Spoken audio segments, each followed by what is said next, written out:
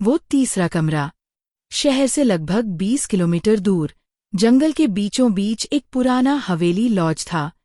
नाम था रामशरण लॉज। कभी ये जगह अंग्रेजों के जमाने में बनी थी, लेकिन अब ये सुनसान और भूतहा मानी जाती थी।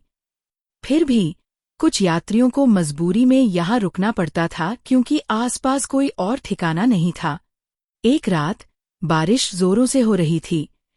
राहुल नाम का एक युवक अपनी बाइक लेकर जा रहा था कि अचानक रास्ते में बाइक बंद हो गई। मोबाइल में नेटवर्क नहीं था। दूर से उसे एक पुरानी हवेली जैसी जगह दिखी, और वह जगह थी वही रामशरण लॉज।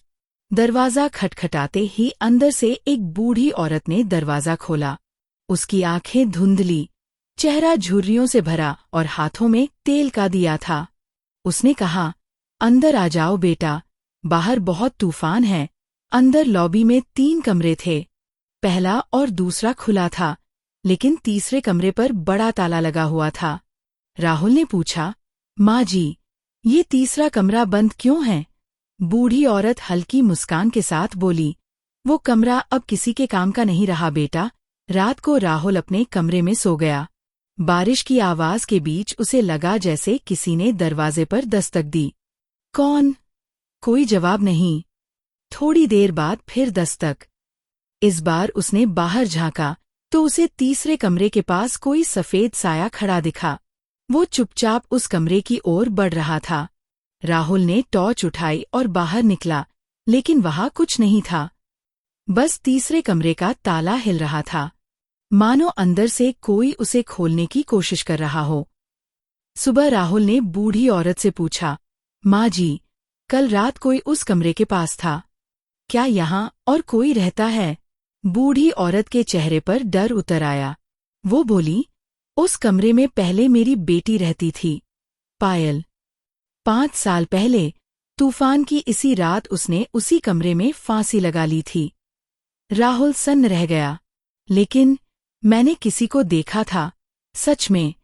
बूढ़ी औरत धीरे धीरे बोली, हाँ बेटा, वो कभी गई ही नहीं। उस रात राहुल को फिर वही दस्तक सुनाई दी, इस बार और ज्यादा जोर से। ठक ठक ठक।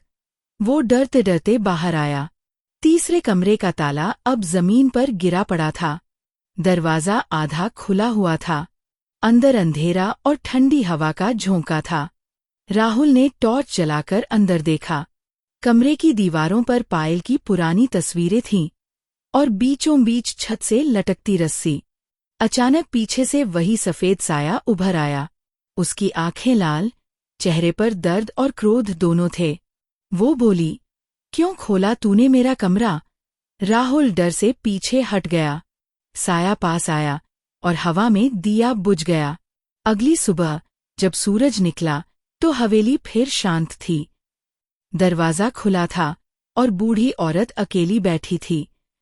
उसने बाहर खड़ी पुलिस से कहा, हाँ साहब, एक लड़का रात को यहाँ रुका था, पर सुबह तक गायब हो गया। पुलिस ने हवेली की तलाशी ली। तीसरे कमरे में किसी का कोई निशान नहीं था, सिवाय दीवार पर उकेरे गए शब्दों के, पायल को इंसाफ दो। कई हफ्तों बाद पता चला कि पायल की मौत आत्महत्या नहीं थी।